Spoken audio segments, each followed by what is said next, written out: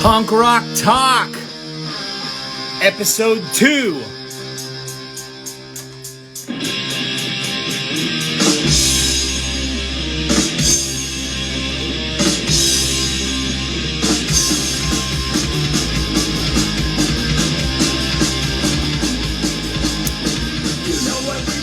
Right now you're listening to the Lower Class Brats. They are going to be one of the bands we're talking about on this episode as soon as we get Bill Johnston on here. But before that, I want to talk a little bit about the Brats. If you haven't heard yet, they are not going to be playing 40 Fest this weekend. And they made a official post about that a few hours ago today. And I know those guys, at least some of them, and I know how hard they've worked over the years, and they're the type of band that does not cancel unless it's absolutely necessary. And I'm sure that they struggled really hard with the decision, especially given the short notice. 40 Fest is this weekend. It's not like we're seeing with the Unseen canceling for Sounds of the Street Festival. They had about a month's notice to give everybody. And fortunately, they got a replacement to announce the same day that they announced that Unseen weren't playing. This is totally different. We're talking about 48 hours, basically. And unless it's absolutely necessary, a band's not going to do that, especially not the Brats. So I just want to give a shout out to the Brats. For all of you that are fans of the Brats, go to their social media, send them some encouragement in a direct message or whatever. You can also comment here. I'm sure that they would love to hear from the Droog Army, wherever you're at in the world. And I also need to tip my hat to Bill Johnston. He messaged me this morning about this, and he was hoping to find a replacement, which he did. And we're going to announce it here. So stay tuned. We're going to get Bill on here right now. Let me go ahead and just send him the invite. And while we're waiting for him, have questions about 40 Fest or anything else, you can go ahead and there he is. Hey, what's up? What's going on, man? Can you hear me all right? Yeah, I can. Can you angle your phone down a little bit? It might fall over if I go down any more. Okay, that's fine. That's perfect right there. I can see you and I can see questions at the same time. How you doing, man? All right. Craziness in the world, but, it's going. Show must go on. Absolutely. So before we jump into what's going on with the Brats and announcing a replacement, I don't want to do that right away. I think that it's important for us to talk about you first so that people get familiar with you, what you're doing in Atlanta, why you're doing it, and the importance of 40 Fest. So let's do that first. How did you get into promoting? About 5 or 6 years ago, maybe a little longer, my best friend came down with cancer and had to stop chemotherapy because she couldn't afford it. And I was like, well, that's fucking stupid. So I got all the local Atlanta bands together and went to the Star Bar down in Atlanta. I was like, hey, because she was a regular there, knows the owners. I was like, hey, I want to raise some money for this girl. All the local Atlanta bands showed up. We did like a raffle and stuff, and it made like almost $6,000, I think. And she was able to take that to the hospital and we're like, hey, look, I got this. Let's keep going. Nice. And how long ago did you say that was? 6 years ago, I think. I'm horrible timeline, so I don't remember. Gotcha. 15, 16, maybe 17. Okay. Been a minute. And then from that point forward, what was it that motivated you to keep booking shows? Because Atlanta gets some big acts that come through, and it's like one or two bands play. It's like $40 plus Ticketmaster fees and crap like that, and some corporate venue that serves $6, $7 PBRs. And I just thought that was ridiculous. Why can't, when a big act comes into town, why can't some locals open up for them? Why can't my friends' bands be on these bills? And so I was like, well, fuck it. That show went off pretty good. I think I went to Fuck You, We Rule Oklahoma in 18. I went out there with the Antagonizers. That's when I ran into Sniper 66. We went to a show with them and then to the fest, and I was like, this is fucking awesome. I should do something like this. And a couple years later, I was having a birthday party and said, like, who do I want back in Atlanta? And just brought them out there, sold all the tickets. All the money goes to the bands. I'm not in this for profit. Like, I don't know anybody that makes much profit, but if you do, let me know how so I can pay the bands more. But yeah, I don't do it for money. I love bringing in a band that I've been listening to for a long time that I really love, and then I get to meet them and hang out with them, show them Atlanta, take them out for a good time, and it's just kind of stuck and turned into a hobby. Very cool. So if you're not making money off of this, what do you do for your day job? I run a tree service company. Really? Yeah. 6 days a week, we cut down, trim trees, haul it away. Lots of trees in Atlanta, so I stay pretty busy. There certainly are. I actually have a very interesting personal story about trees in Atlanta. I won't get into it right now, but we'll talk about it a little bit later. So yeah, basically your love for the scene is what got you into this. Yeah. I've been in the scene since 92 in Atlanta, minus the 2000s. I kind of missed that whole decade. But yeah, it's just in my blood. I love it. And are you a musician also? Do you play guitar or anything? No, I play the bagpipes poorly. Well, you know what? That's better than I could do. Oh, wait, I play a mean tambourine. Triangle. Awesome. So that's cool, man. Just the love of the punk rock scene and wanting to bring attention to your local bands. That's fucking awesome. I don't know about there, but I know that in Southern California and some other places in the country, if you're a local band and there is a tour package coming through and you want on the show, first of all, good luck.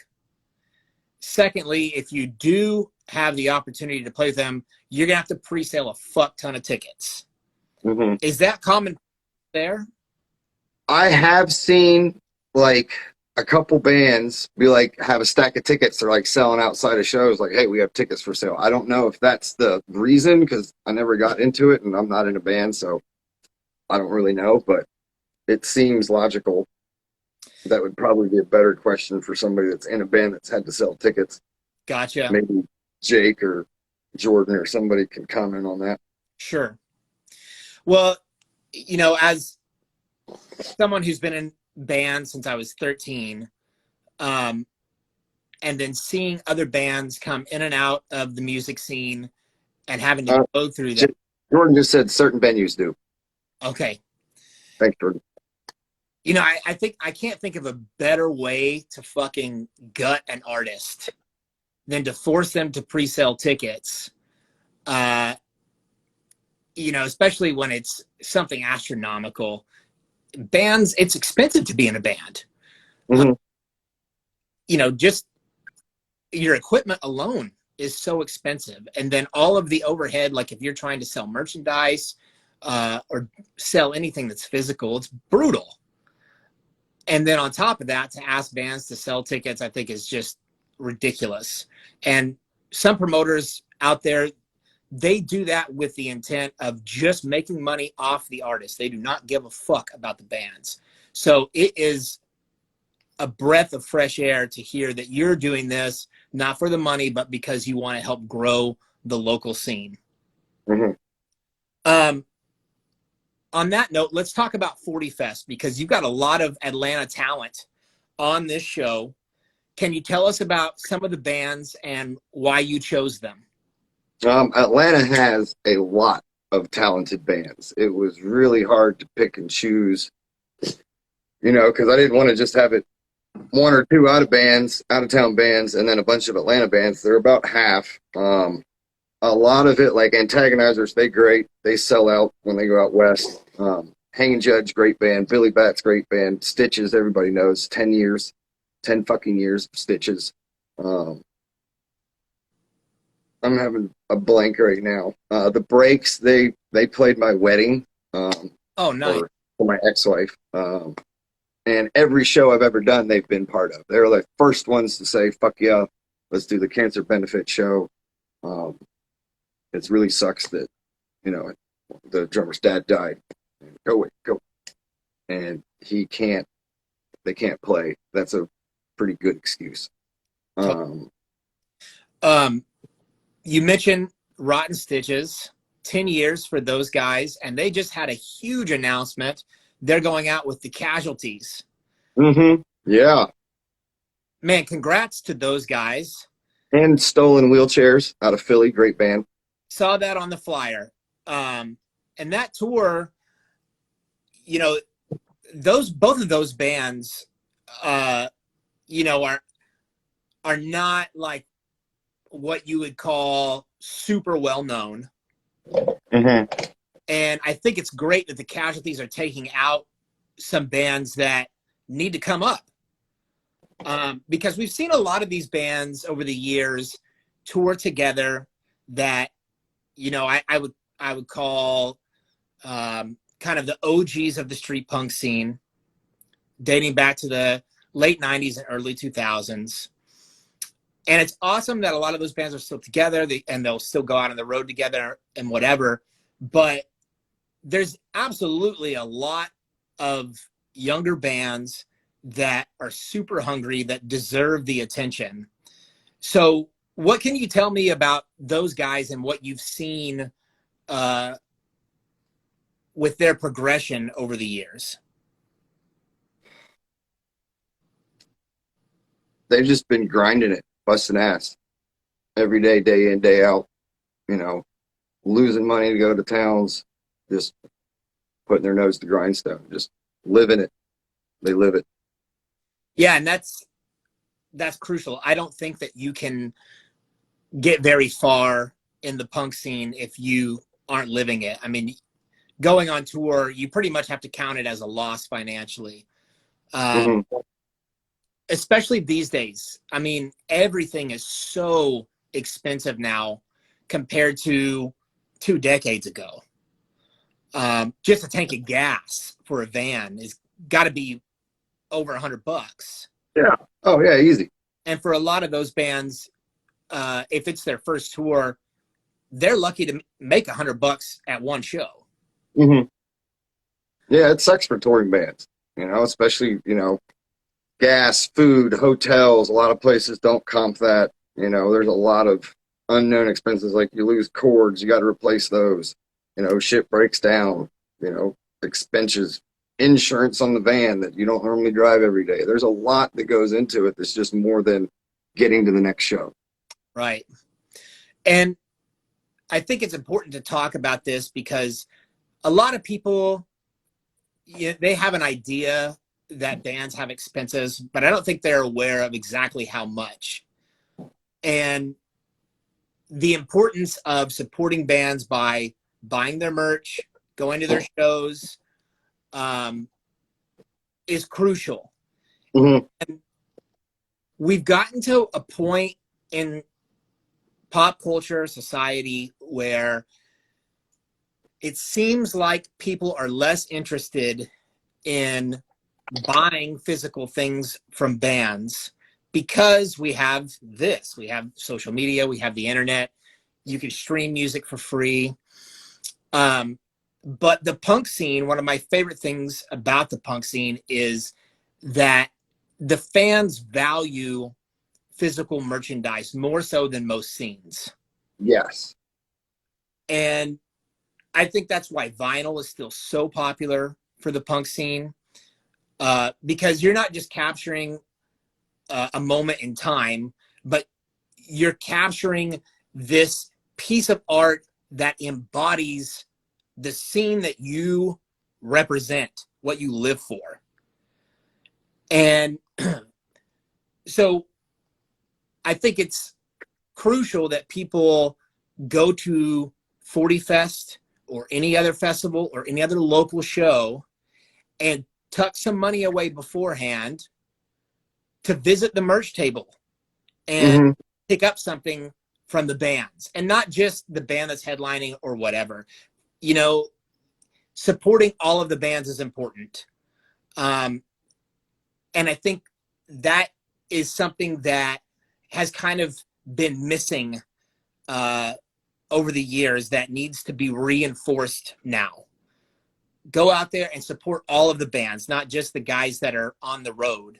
Oh yeah, I have a huge tub of stickers and patches from bands that I don't even know who they are. I don't even remember seeing them. I don't know what to do with them either, so I just have a big tub. And that had a big concern of mine when I had the vendors this year. I added vendors, and the last thing I wanted was a bunch of vendors to show up selling one or two things and a bunch of shirts of bands that, or patches or CDs or records from other bands that are even playing, that somebody was like, hey, I want this shirt, and then they don't have $20 to buy a band shirt. So I've asked all my vendors to severely limit any band, other band related shirts and stuff that the bands that are there selling merch would have. And most of them are, you know, like I got Vulture Press there. They got a table. I mean, they make shirts. So for them not to bring shirts, it's kind of hard. So they just have like one or two things, and mostly they're promoting, you know, we can make your band merch. And it's just something I passed on to my vendors, because I, you know, being with the antagonizers for that, you know, week or however long it was, it helped me, I guess, learned later promoting, kind of have a little better idea of what it's like. I don't know what it's like on the road for a long time. It was fun. It was a fun weekend trip for me, but it taught me enough, a little bit. One other thing that I wanted to talk to you about, because I think it's super important as a promoter, I was scrolling around on Instagram yesterday, and I came across this profile of this guy that makes physical flyers, like, as his hobby. And that's something that I've seen vanish entirely over the last 2 decades for sure. Whereas in the late 90s, the early 2000s, if you went to a punk show, you were leaving there with at least 4 or 5 flyers of upcoming shows.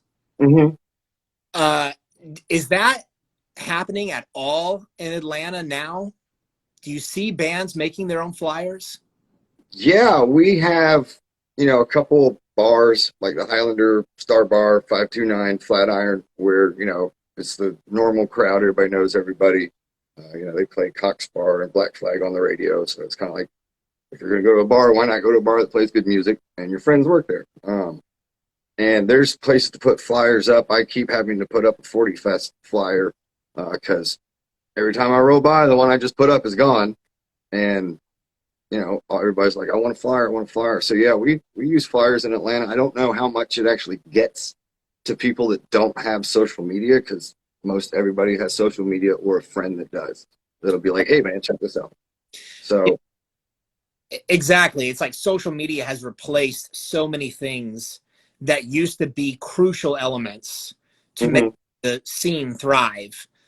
And I think that society is kind of starting to pick up on the fact that social media in some ways is just like a fucking joke. It's not good for our mental health if we're, you know, on it all the time. And that some of the shit that it's replaced needs to come back. I would love it if the punk scene decided that physical flyers were something that we needed to make sure that we have, because I have a lot of those from shows back in the day, and they're great keepsakes. You know, our Mm-hmm. memories are attached to those shows, and if all you have from the advertisement of the show is a digital image on your phone, and you have to scroll way back to see it, you're not kind of reliving some of those cool memories. So yeah, I was just curious about that, if you guys have it there, and if it's still important, which I think it is. I want to comment here for a second about some of the comments I've seen come through. Someone I think their name was Support for My Family Atlanta said, "Oh, I can't come. I got fucking COVID," something like that. Mm-hmm. So, of course, I got to ask you about this topic. I'm so tired of this topic because we've just been living through this hell for the last couple of years of COVID. But your perspective is really important because I think your industry was one of the ones that took the hardest hit. You know, live entertainment, bands couldn't tour, venues closed their doors. Tell me what your experience has been from the moment you heard about the pandemic starting and how you navigated through it. Well, the last pandemic started about a couple weeks after the last 40 Fest. I think Blanks and the Virus were the headliners, and a couple people were like, "Oh, I'm getting sick," and then it turned out to be COVID a little bit later on, and I haven't done anything since then. I wasn't planning on doing this year until a few months ago. Like, I put this together in 4 months, 5 months, something like that, real quick, because I was like, okay, it seems to be, going down, going away for a little bit. Things are starting to open back up. All right, we can do this. And then, boom, fuck you. I think, either we're going to have another wave where everybody dies, or it's just going to be the next common cold. You should be vaccinated. You should wear a mask. Masks have been used in surgeries for years. If you're going someplace and you think you might be able to get sick, it's not to keep you from getting sick. It's to help stop spread, water molecules in your voice. So there's a science behind it. I don't really trust the government or the CDC. I trust scientists. I know they've been working hard while everybody else is out partying all weekend. They're cramming for the exam. So I trust science on it. But it's a pain in the ass for going out and having a good time. Fully agreed. This is a hot topic right now because a lot of bands are making plans to get on the road. I think for like the last 4 months, we've kind of seen some bands go back out there and shows get canceled because someone in the band or the camp of the band gets COVID. And so they're scrapping dates and all that. And I mean, we just saw this week that the Unseen canceled Sounds of the Street because one of their members, I mean, they just can't travel due to the risk because of a baby coming and whatnot. So I wanted to ask you, what are your thoughts on proof of vaccination at shows? Well, as of right now, I kind of have to respect everybody's right to do what they want with their body. Darwinism, though,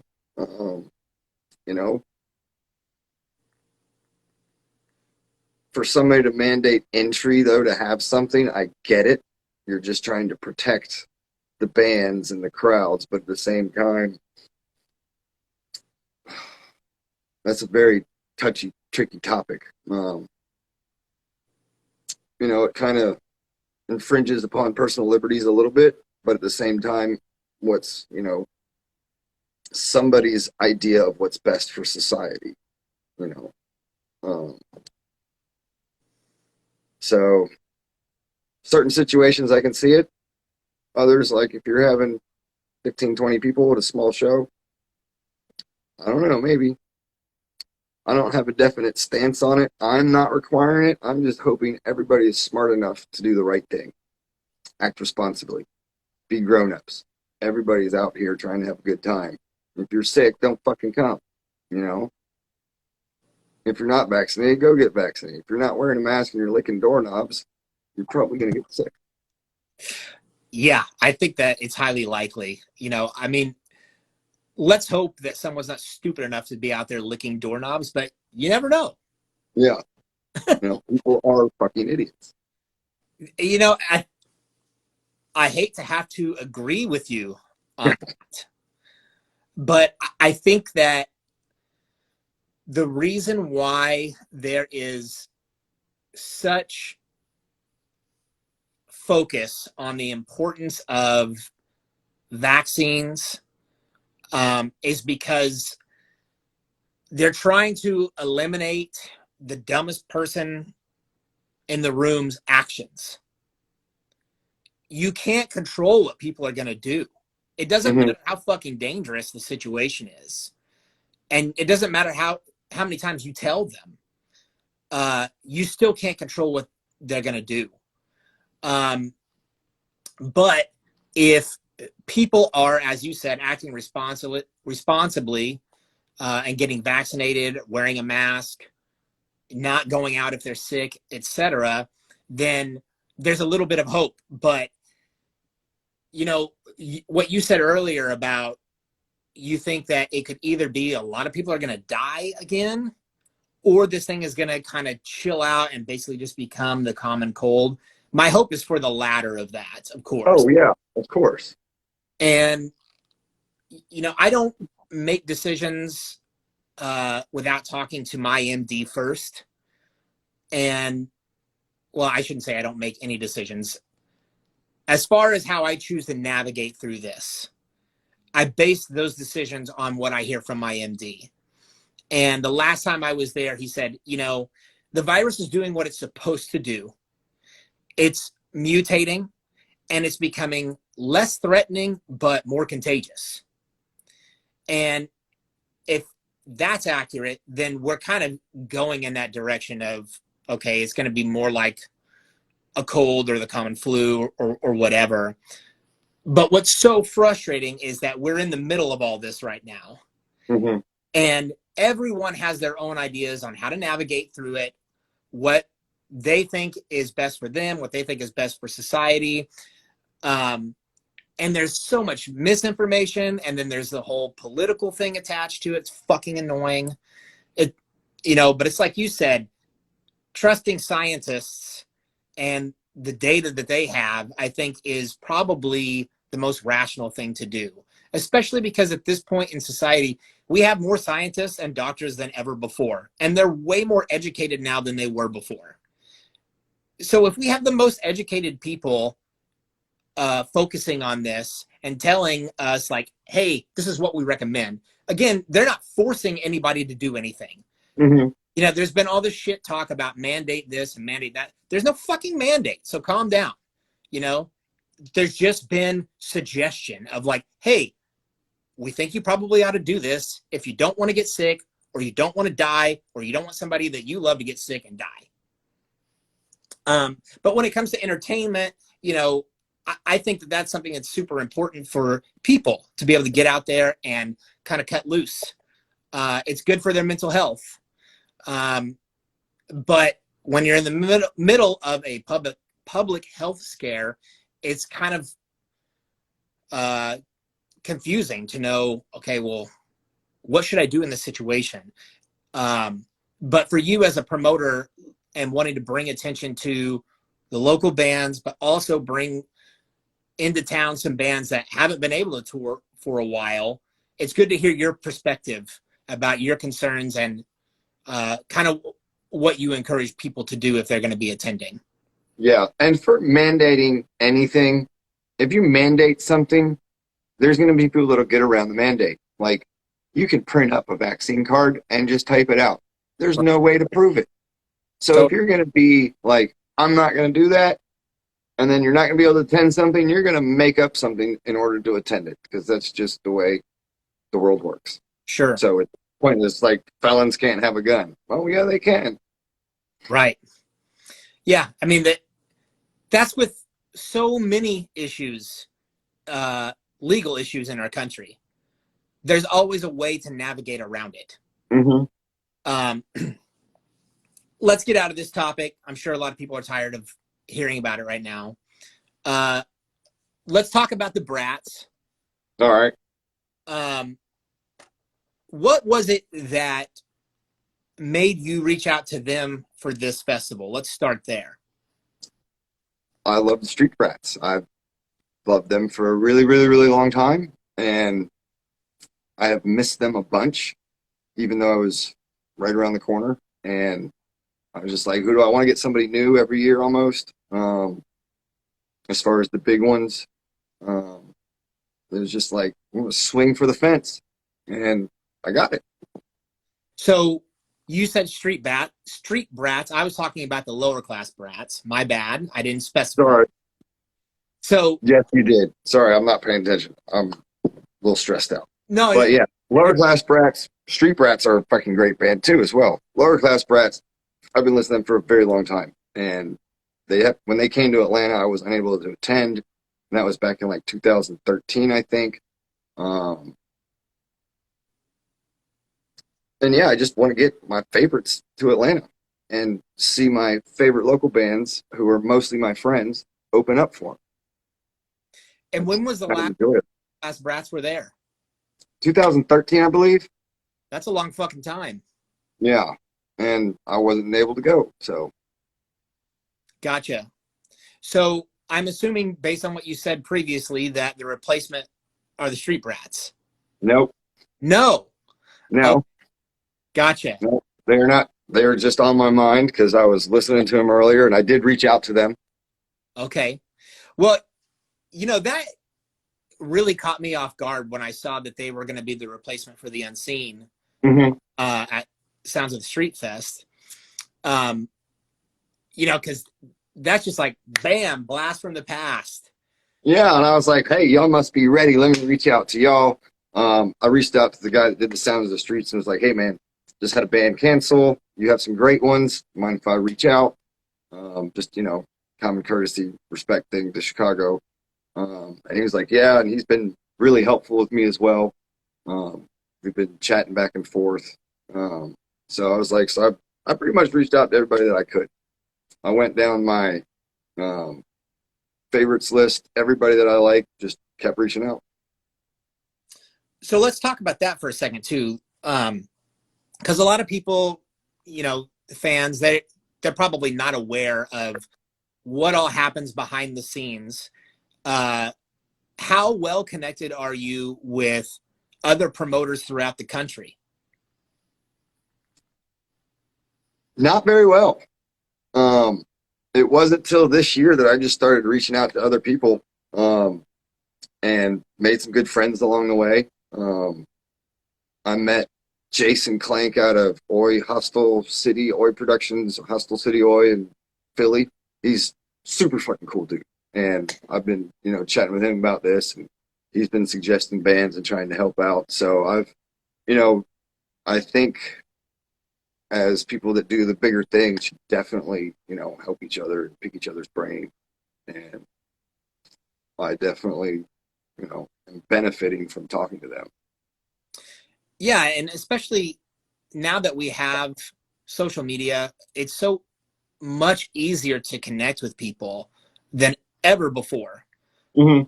And that's a huge reason why we wanted to start doing this segment, Punk Rock Talk, because 2 decades ago, you couldn't do this. You couldn't, if you're going to do an interview with somebody, it was going to be over the phone. Mm-hmm. Couldn't FaceTime them. And then after the phone call was over, who knows when you're going to hear from that person again. And otherwise it was just email. But now we have the ability to essentially bring the community as a whole to social media and talk about what's happening in each other's scenes, why it's happening, what's good for the scene, what isn't. And continue to promote bands that are in local scenes that need more attention. And so some of the people that you've talked about, I've also reached out to about being a guest on this show, and have confirmations from them already, which is fucking awesome, because again, it's just that we have the ability to connect so easily now. Yeah. Yeah, it's great. I think it allows smaller bands to get their name out, bands that are just starting to get their name out, which allows people that want to book shows to see and be like, hey, that's a good band. They would fit great in Atlanta. And there's two good bands that would open up great for them. It'd be a perfect show, you know, when you come into Atlanta, and you can instantly figure it out instead of, I remember you had to like look on the back of a CD or tape deck and find the record label's address, and then you wrote them a letter, and in 3 to 6 weeks, you might get something back, you might not. Right. Yeah, totally different from today. Yeah. Let's go back to the topic of the Lower Class Brats. A lot of people have tuned into this show because they want to know who the replacement is. So what can you tell us about basically the events that have recently unfolded? When did you hear something? What was your immediate reaction? Who have you reached out to, and who did you confirm? All right. Let's see here. It was about 36 hours ago. I got the phone call from Ron, and he broke it down to me. And it was a hard decision for them. They, like you were saying in your intro, they did not take it with a grain of salt. This was, you know, we had a really long, good conversation, and I totally respect their decisions. Two of the people in Lower Class have immunocompromised family members, and as I told you before, I did a cancer benefit show for somebody that had cancer, and she became immunocompromised, and no fucking show is worth her life. So Right. I get it, you know, it's completely understandable. They're coming back. They're going to come back to Atlanta when it's good to travel, and coming to Atlanta may not risk a family member's life. I wouldn't want to risk anybody's life for this show. That is, you know, that's more important than a punk rock show. Right. So I get it. It's cool. You know, shit happens. Roll with the punches, move on to the next one. So, and the really good thing is I have reached out to everybody. Probably a good 30 headline punk bands from across the country. And the good thing about that was a lot of them want to come to Atlanta. And so not only did I, you know, meet new bands, and now I know that, man, I got a pretty good list of people that I can bring here that want to come. You know, I try to treat all bands the same. If you're coming from far away, I'll fly you out here. I'll put you up, keep you fed, you know, keep you drunk, get you home, show you a good time, and whatever money it makes, you get the lion's share of. You know, if you got a guarantee of, like, I pay my minimum guy at work $150 a day. So, you know, I try to at least guarantee each member $150 on top of coming down, or a preset amount. Obviously, the more money it makes, the more that goes to the bands. Like, I don't keep any of it. Well, sometimes I just try to mitigate how much I lose, but Sure. you know, it's part of it. To me, it's not about making a bunch of money. You know, there's an acceptable amount that I'm willing to lose on a show, and that show is worth that to me to be able to see. I don't know if that makes sense, but It makes sense to me. okay, good. It's it's the same thing as being in a band, you know, like risk versus reward is not ever really something you take into consideration. It's like, no, I'm going to do this because I fucking love it. I'm passionate about it. I'm not concerned with the money, although it would be very helpful to have some support so that I don't have to come out of my own pocket as much. Mhm. So, you know, it's the same thing, just basically a different source. So let's talk about who got back to you and confirmed as the replacement. A lot of bands got back to me, and actually, the ones that I thought I was going to get could not do it. Last minute thing. I wish I had a little bit more time. It would have been way easier, but I got 3 days. So if you're watching this and you're in a headlining band, I'll get you to Atlanta. Make it a good time. Hit me up. But like I asked y'all earlier today, and you're like, can't do it. Too short notice. What y'all got going on? I've had a lot of bands really consider it and really try, and it's always like 4 out of 5, 3 out of 4. Sure. Yes, yes, yes. Oh no, can't get out of work. Well, how much does it take to buy you out of work? Hopefully, in the next little bit, some people might try to call out of work. Making it worth somebody's while to get out here if I can get the right band. Because again, to me, it's not about making money. I want to be able to give the people that are already planning to come down here the best possible show I can get. And if that means I got to lose a little money on it, so be it. But it's going to be awesome. It's going to be special. Yeah, I appreciate that you reached out to us. Love to come back to Atlanta. It's been a long time since we were there last. When was the last time y'all were here? I want to say it was 2005, maybe 2000. Yep, I missed it. Yeah, and if it was the last time we were there, it was a long time ago. So if my memory is correct, we were supposed to play a show with the Virus, and something happened the day of the show. I don't remember what it was, to where we weren't able to play. So whoever the promoter was like, I can have you guys play the next night though. And it just so happened that we were going to have a day off that day. So we said, okay, that's fine. And we stored all of our gear at the venue. We unloaded our trailer, put it in the venue, and then we were staying the night with, I think it was the guys in the Black Lips.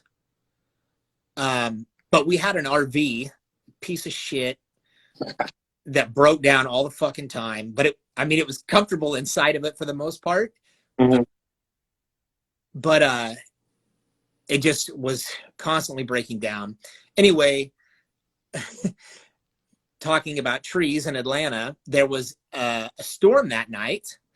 And in the middle of the night, we heard some really loud lightning crash. And we were like, wow, that was probably like the loudest I've ever heard that before. The next morning, we get up and get out of the RV and notice that there was a tree branch that had gone right through our trailer, right through the roof of it. So lightning had struck that tree, snapped the limb, and it was huge. Mm-hmm. So fortunately, we didn't have our gear in there because it most likely would have damaged something. But yeah, like that is really the only memory I have of being in Atlanta, with the exception of going to Savannah, Georgia, I think, Marietta. There's a place called the Marietta Diner.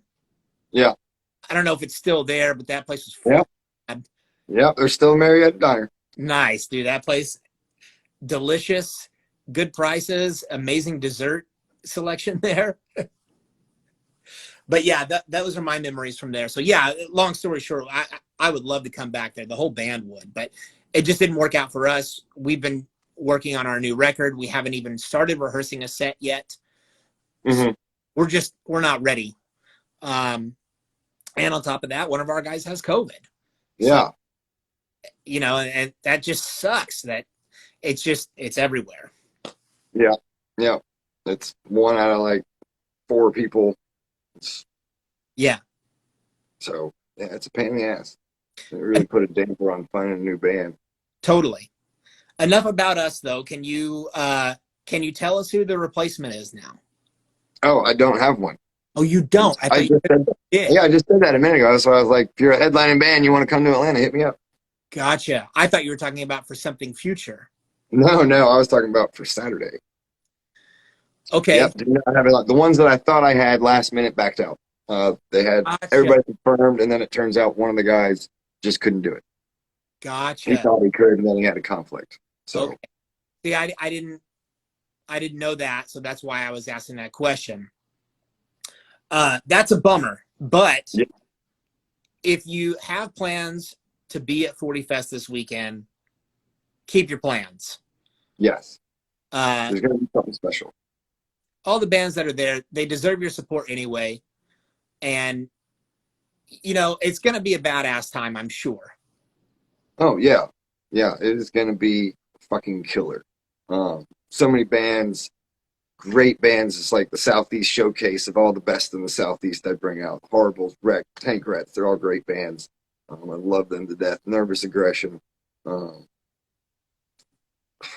I can't even think about, I've been going through the band list for so many times for past 4 months. It's kind of hard to keep track of everybody because it's just a lot of information that goes into everybody's names, everybody's bands, where they're from, flight tickets, when they're coming in. It's a lot of information to do in one's head while working and carrying on life. Of course. This isn't my job. This is what I do in my spare time. Try to make the best of it. But there is a good way for people to not only find out what bands that are playing, but also listen to them. The Rebellion Noise 2022 Spotify playlist. You sent me the list of all the bands that were playing, 2 songs from each artist. Mm-hmm. And our goal with New Music Monday is to update that playlist every Monday with whatever is in conjunction with this show. And so I was able to just very easily transfer that list to this list. And it's a great listen. There's some really awesome bands that I wasn't aware of, and able to just check out those couple of songs. It's like, oh, cool. Now I can dive a little deeper with this. That's a lot of the idea behind it. What band did you discover? That band, Tank Rats is one of them, and the other one. Oh, they're awesome. The other one is. Hold on, let me get up for a second and check it out. Hold on.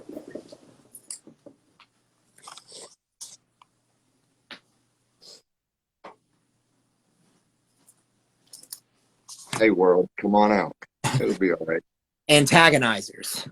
Oh yeah, that's Bodon. He does 30 South booking with, and he's been very, very, very helpful. They had Coxbar cancel right when Corona started. They brought Coxbar to Atlanta, which was a big win. But unfortunately, that was like one of the first shows to get canceled because of COVID. So, heavy hitter there. Coxbar is a band that we talked about last week when we had Dead 77 on. Mm-hmm. Jorge was talking about seeing them at Rebellion Festival and just how incredible that was. Yes, that's part of the reason I want to go to Rebellion Fest. Yeah, for sure. I mean, who wouldn't love to see that? A win that they agreed to come to Atlanta, but such a disappointment that they had to cancel. Yeah, it's the international travel in the middle of at the beginning of the pandemic. I mean, can't really blame them. Totally. I want to talk to you just a little bit about the city of Atlanta for a minute. Were you born and raised there? Yeah, born and raised. So you've seen a lot of changes in the city in your Mm-hmm. life. What would you say is kind of like your proudest moment as someone who's from Atlanta? What happened there specifically that you're like, this is so fucking cool. This is rad that this is my city. Last 40 Fest. That was pretty awesome. The one before that, the Coxbar event would have been one of them. Didn't happen. A lot of it's music. One of my happiest, a long time ago, is I got to see the Ramones play. That's cool. Date myself right there, and it was probably a 3,000 person mosh pit that was 100 yards wide. I mean, I've never seen bigger. I was probably 13. That was really cool, but I like that Atlanta has become a very unified city. I mean, a lot of people talk shit and be like, everybody in Atlanta is arguing. I mean, we argue like old married couples. But the thing I like best about Atlanta scene is whenever somebody's down, everybody goes to pick them up. Everybody has each other's back. And every time I see that happen, that's probably the proudest moment of Atlanta. And that's a constant every time it happens. It's just like, that's why I love Atlanta. Awesome. We got about 10 minutes left before we got to wrap this up. So I want to reach out to anybody that's watching. If you have questions, go ahead and submit those now. That way we can get those answered before we finish up here. And we're going to announce who next week's guest is going to be at the end of this show. Nice. There is a way to submit questions. There's a little question mark icon there. So you should be able to just click on that and submit something. I'm looking through the comments. There haven't been any questions in there yet. So I know I haven't missed anybody. But again, if you would like to ask a question, now is the time. Before we wrap this up, let's talk about something a little just for fun and more personal. Atlanta is known for peaches. Are you a big fan of peaches, John? Bill? Yeah. Yes, I am. I love peaches. I remember the first time I saw a music video by Presidents of the United States of America. They had this song, Peaches. Do you remember that song? No, I never got into them. Dude, you need to look that song up and the music video because it's bizarre and hilarious. And just, it's just a fun, goofy song.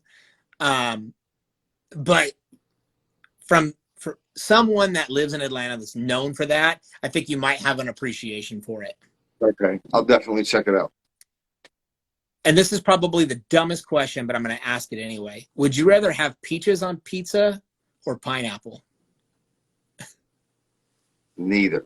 I'd rather not eat the pizza. I'd probably have to say pineapple because even though I don't like it, I know I probably won't like peaches on pizza. Right on. Okay, wow. We got 4 questions submitted, so let me look at that real quick. The Foot Uppers, they asked, any do's or don'ts for bands approaching promoters? If they're putting on a big fest and most of the lineup has been announced, don't message them 1,000 times. They see your message, we see it. We're just very busy.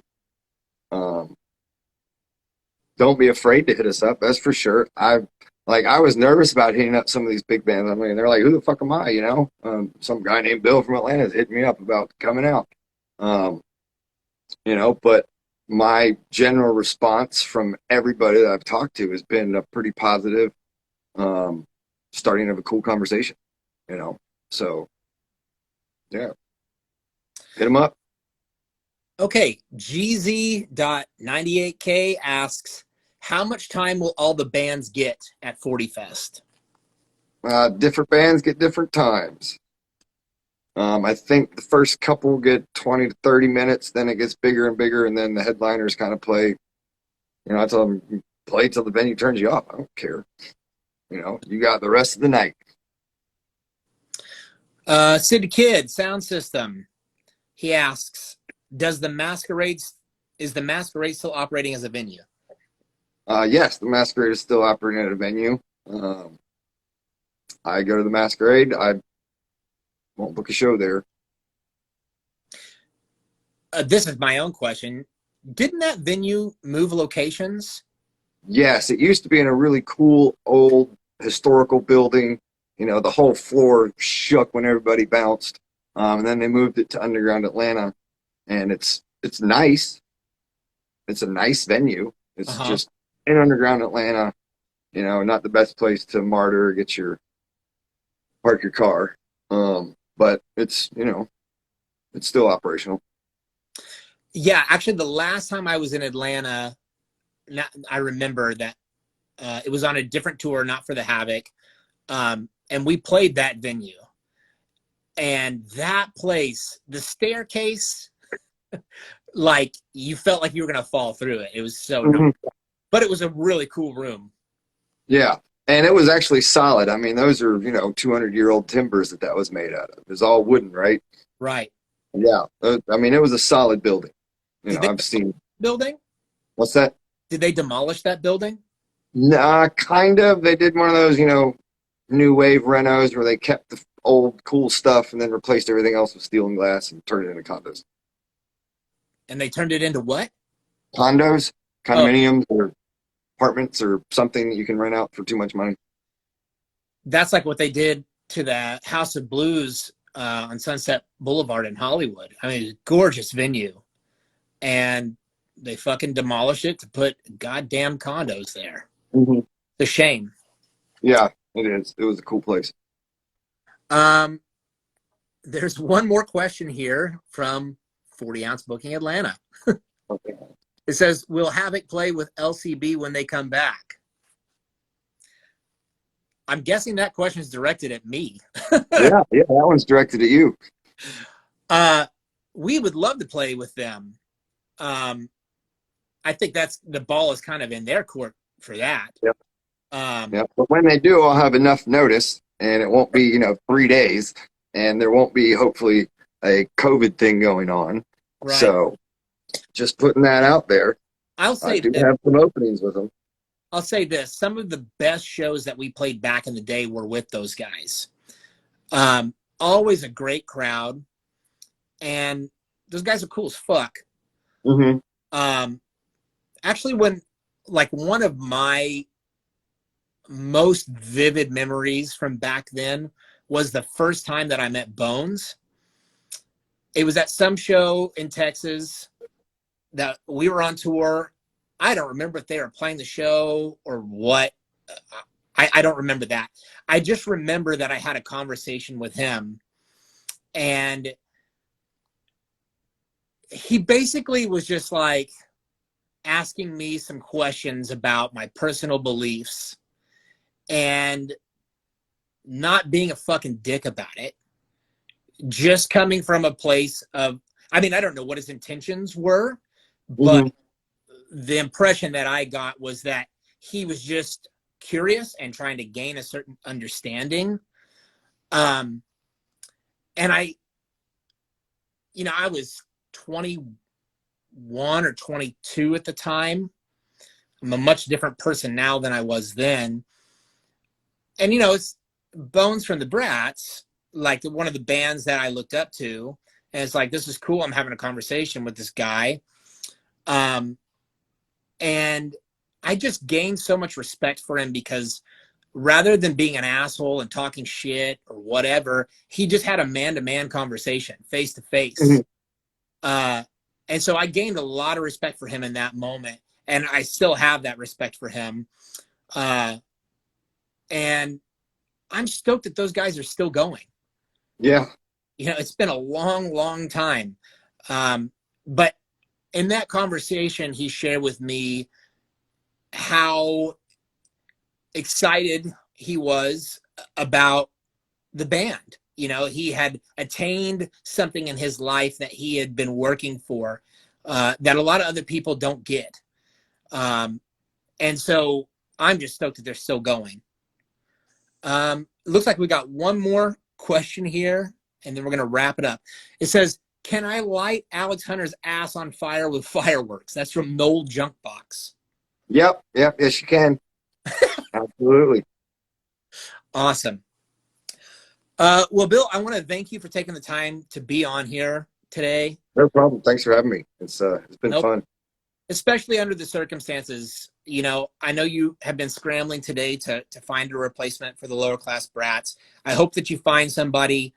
If you're in a band and you're watching this and you're able to do it, reach out to him.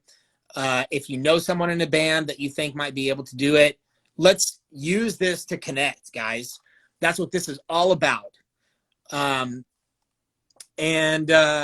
Before we wrap this up, I just want to announce real quick that next week our guest will be Rotten Stitches. So we're just going to keep on representing Atlanta here for a little bit. And we're going to have a deep dive with those guys about their band, their upcoming tour with the Casualties and the Stolen Wheelchairs. And again, I just want to say to the Lower Class Brats, you guys do what you got to do to get whole. And we look forward to whenever you can come back. And Bill, thanks again. I hope to talk to you again in the near future. Yes, sir. You have a good one. All right, guys, I'm going to play us out here. This song, Head On Headstrong. I can't read that from here because I'm blind. Hey, City. Thank you for tuning in. We'll see you guys next week. With Ron Stitching. And they'll be able to tell you how badass 40 Fest was. And they'll probably be hungover.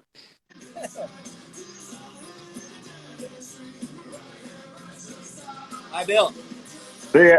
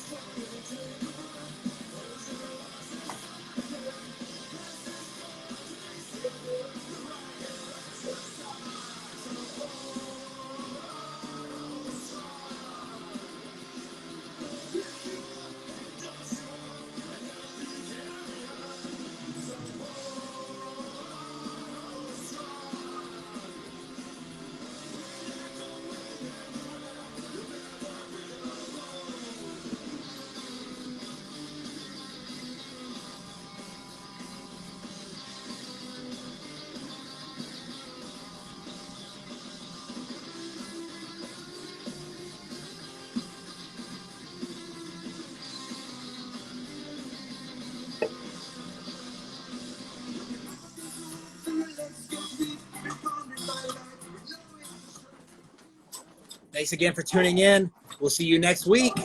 Later.